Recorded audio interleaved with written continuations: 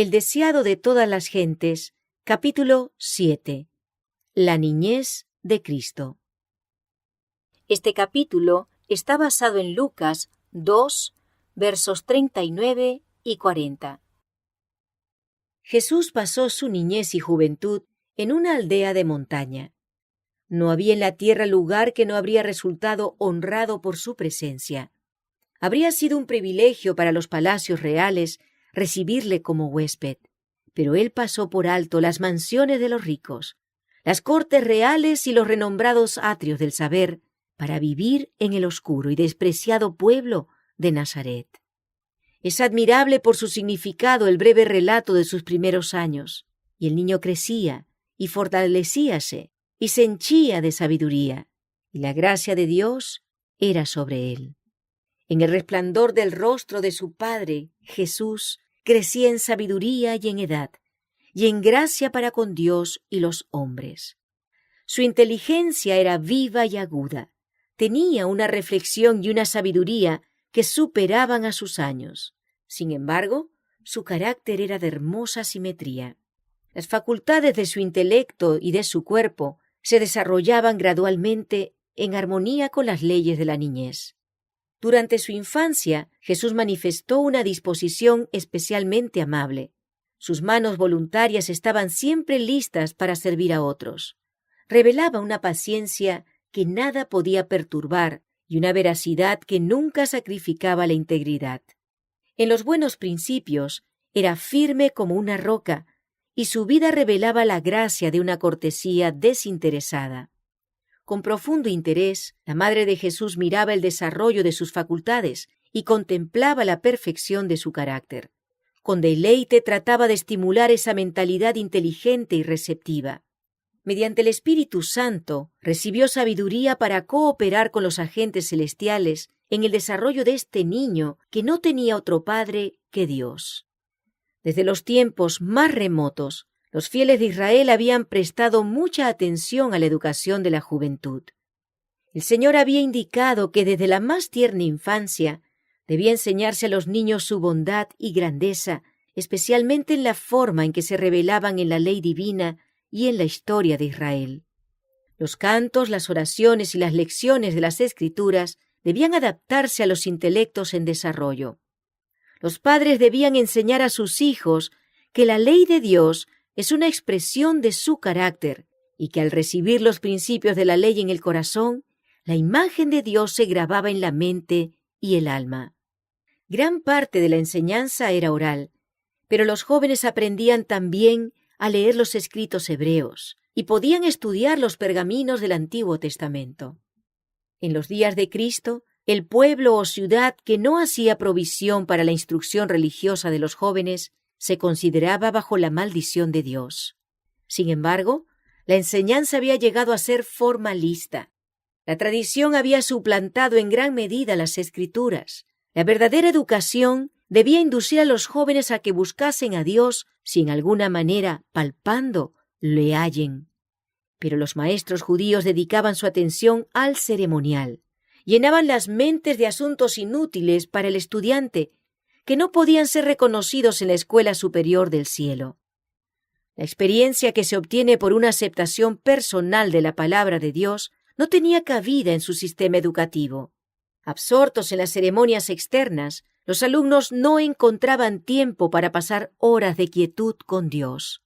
No oían su voz que hablaba al corazón. En su búsqueda de conocimiento, se apartaban de la fuente de la sabiduría. Los grandes hechos esenciales del servicio de Dios eran descuidados. Los principios de la ley eran oscurecidos. Lo que se consideraba como educación superior era el mayor obstáculo para el desarrollo verdadero. Bajo la preparación que daban los rabinos, las facultades de la juventud eran reprimidas. Su intelecto se paralizaba y estrechaba. El niño Jesús no recibió instrucción en las escuelas de las sinagogas. Su madre fue su primera maestra humana. De labios de ellas y de los rollos de los profetas aprendió las cosas celestiales. Las mismas palabras que él había hablado a Israel por medio de Moisés le fueron enseñadas sobre las rodillas de su madre.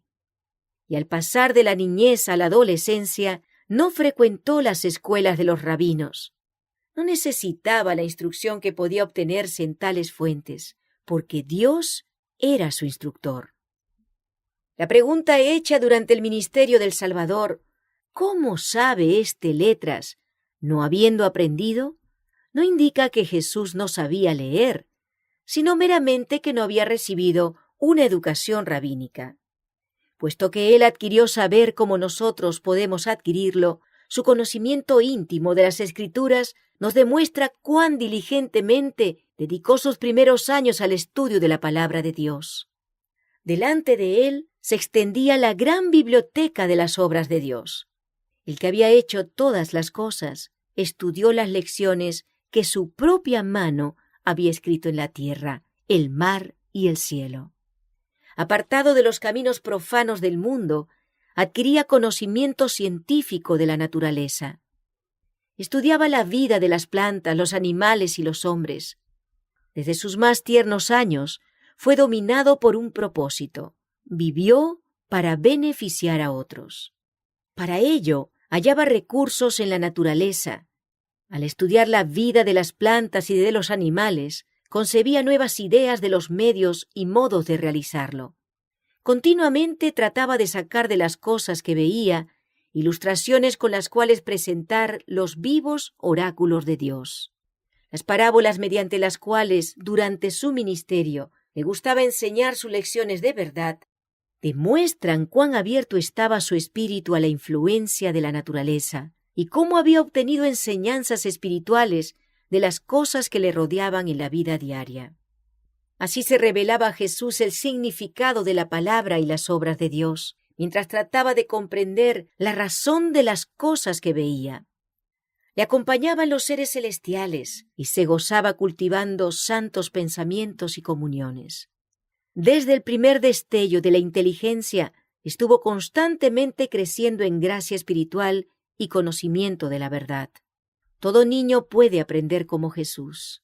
Mientras tratemos de familiarizarnos con nuestro Padre Celestial mediante su palabra, los ángeles se nos acercarán, nuestro intelecto se fortalecerá, nuestro carácter se elevará y refinará. Llegaremos a ser más semejantes a nuestro Salvador. Y mientras contemplemos la hermosura y grandiosidad de la naturaleza, nuestros afectos se elevarán a Dios. Mientras el espíritu se prosterna asombrado, el alma se vigoriza poniéndose en contacto con el Ser Infinito mediante sus obras. La comunión con Dios por medio de la oración desarrolla las facultades mentales y morales, y las espirituales se fortalecen mientras cultivamos pensamientos relativos a las cosas espirituales. La vida de Jesús estuvo en armonía con Dios. Mientras era niño, pensaba y hablaba como niño, pero ningún vestigio de pecado mancilló la imagen de Dios en él. Sin embargo, no estuvo exento de tentación. Los habitantes de Nazaret eran proverbiales por su maldad. La pregunta que hizo Natanael, ¿de Nazaret puede haber algo de bueno?, demuestra la poca estima en que se los tenía generalmente. Jesús fue colocado donde su carácter iba a ser probado. Le era necesario estar constantemente en guardia a fin de conservar su pureza. Estuvo sujeto a todos los conflictos que nosotros tenemos que arrostrar, a fin de sernos un ejemplo en la niñez, la adolescencia y la edad adulta. Satanás fue incansable en sus esfuerzos por vencer al niño de Nazaret. Desde sus primeros años, Jesús fue guardado por los ángeles celestiales. Sin embargo, su vida fue una larga lucha contra las potestades de las tinieblas. El que hubiese en la tierra una vida libre de la contaminación del mal era algo que ofendía y dejaba perplejo al príncipe de las tinieblas. No dejó sin probar medio alguno de entrampar a Jesús. Ningún hijo de la humanidad tendrá que llevar una vida santa en medio de tan fiero conflicto con la tentación como nuestro Salvador. Los padres de Jesús eran pobres y dependían de su trabajo diario para su sostén. Él conoció la pobreza, la abnegación y las privaciones. Esto fue para él una salvaguardia. En su vida laboriosa no había momentos ociosos que invitasen a la tentación. No había horas vacías que preparasen el camino para las compañías corruptas. En cuanto le era posible, cerraba la puerta al tentador. Ni la ganancia, ni el placer, ni los aplausos, ni la censura podían inducirle a consentir en un acto pecaminoso. Era sabio para discernir el mal y fuerte para resistirlo. Cristo fue el único ser que vivió sin pecar en esta tierra. Sin embargo, durante casi 30 años, moró entre los perversos habitantes de Nazaret. Este hecho es una reprensión para los que creen que dependen del lugar, la fortuna o la prosperidad para vivir una vida sin mácula. La tentación, la pobreza, la adversidad son la disciplina que se necesita para desarrollar pureza y firmeza. Jesús vivió en un hogar de artesanos y con fidelidad y alegría desempeñó su parte en llevar las cargas de la familia. Había sido el generalísimo del cielo y los ángeles se habían deleitado cumpliendo su palabra. Ahora era un siervo voluntario, un hijo amante y obediente. Aprendió un oficio y con sus propias manos trabajaba en la carpintería con José. Vestido como un obrero común, recorría las calles de la pequeña ciudad, yendo a su humilde trabajo y volviendo de él. No empleaba su poder divino para disminuir sus cargas ni aliviar su trabajo. Mientras Jesús trabajaba en su niñez y juventud, su mente y cuerpo se desarrollaban. No empleaba temerariamente sus facultades físicas, sino de una manera que las conservase en buena salud, a fin de ejecutar el mejor trabajo en todo ramo. No quería ser deficiente ni aun en el manejo de las herramientas. Fue perfecto como obrero, como lo fue en carácter. Por su ejemplo nos enseñó que es nuestro deber ser laboriosos y que nuestro trabajo debe cumplirse con exactitud y esmero y que una labor tal es honorable. El ejercicio que enseña a las manos a ser útiles y prepara a los jóvenes para llevar su parte de las cargas de la vida, da fuerza física y desarrolla toda facultad. Todos deben hallar algo que hacer benéfico para sí y para otros. Dios nos asignó el trabajo como una bendición, y solo el obrero diligente halla la verdadera gloria y el gozo de la vida. La aprobación de Dios descansa como amante seguridad sobre los niños y jóvenes, que alegremente asumen su parte en los deberes de la familia y comparten las cargas de sus padres. Los tales, al salir del hogar, serán miembros útiles de la sociedad. Durante toda su vida terrenal, Jesús trabajó con fervor y constancia. Esperaba mucho resultado, por lo tanto, intentaba grandes cosas. Después que hubo entrado en su ministerio, dijo: «Conviéneme obrar las obras del que me envió, entre tanto que el día dura. La noche viene, cuando nadie puede obrar». Jesús no rehuyó los cuidados y la responsabilidad como los rehuyen muchos que profesan seguirle.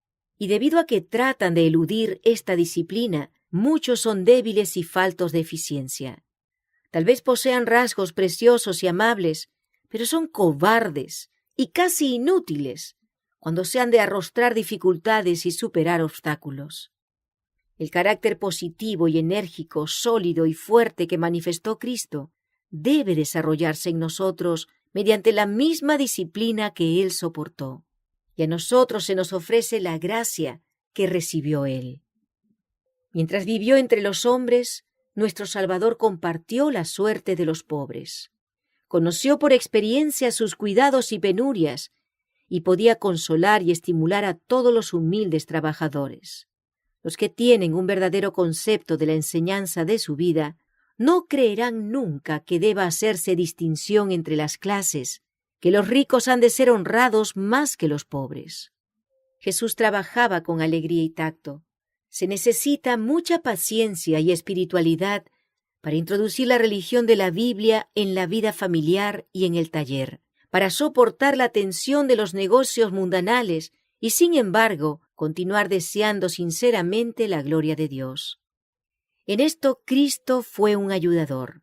Nunca estuvo tan embargado por los cuidados de este mundo que no tuviese tiempo o pensamientos para las cosas celestiales. A menudo expresaba su alegría cantando salmos e himnos celestiales. A menudo los moradores de Nazaret oían su voz que se elevaba en alabanza y agradecimiento a Dios. Mantenía comunión con el cielo mediante el canto, y cuando sus compañeros se quejaban por el cansancio, eran alegrados por la dulce melodía que brotaba de sus labios. Sus alabanzas parecían ahuyentar a los malos ángeles, y como incienso llenaban el lugar de fragancia. La mente de los que le oían se alejaban del destierro que aquí sufrían para elevarse a la patria celestial. Jesús era la fuente de la misericordia sanadora para el mundo, y durante todos aquellos años de reclusión en Nazaret, su vida se derramó en raudales de simpatía y ternura. Los ancianos, los tristes y los apesadumbrados por el pecado, los niños que jugaban con gozo inocente, los pequeños seres de los vergeles, las pacientes bestias de carga, todos eran más felices a causa de su presencia. Aquel cuya palabra sostenía los mundos podía agacharse a aliviar un pájaro herido.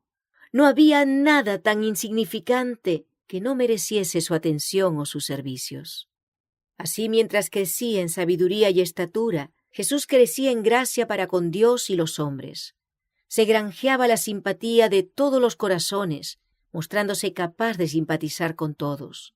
La atmósfera de esperanza y de valor que le rodeaba hacía de él una bendición en todo hogar, y a menudo en la sinagoga, los sábados, se le pedía que leyese la lección de los profetas, y el corazón de los oyentes se conmovía al ver irradiar una nueva luz de las palabras familiares del texto sagrado. Sin embargo, Jesús rehuía la ostentación. Durante todos los años de su estada en Nazaret, no manifestó su poder milagroso, no buscó ninguna posición elevada ni asumió títulos. Su vida tranquila y sencilla, y aún el silencio de las Escrituras acerca de sus primeros años, nos enseñan una lección importante. Cuanto más tranquila y sencilla sea la vida del niño, cuanto más libre de excitación artificial y más en armonía con la naturaleza, más favorable será para el vigor físico y mental y para la fuerza espiritual. Jesús es nuestro ejemplo. Son muchos los que se espacían con interés en el período de su ministerio público, mientras pasan por alto la enseñanza de sus primeros años. Pero es en su vida familiar donde es el modelo para todos los niños y jóvenes. El Salvador condescendió en ser pobre, a fin de enseñarnos cuán íntimamente podemos andar con Dios nosotros los de suerte humilde. Vivió para agradar, honrar y glorificar a su Padre en las cosas comunes de la vida. Empezó su obra consagrando el humilde oficio del artesano que trabaja para ganarse el pan cotidiano. Estaba haciendo el servicio de Dios tanto cuando trabajaba en el banco del carpintero como cuando hacía milagros para la muchedumbre. Y todo joven que siga fiel y obedientemente el ejemplo de Cristo en su humilde hogar puede aferrarse a estas palabras que el Padre dijo de él por el Espíritu Santo. He aquí mi siervo, yo le sostendré, mi escogido, en quien mi alma toma contentamiento.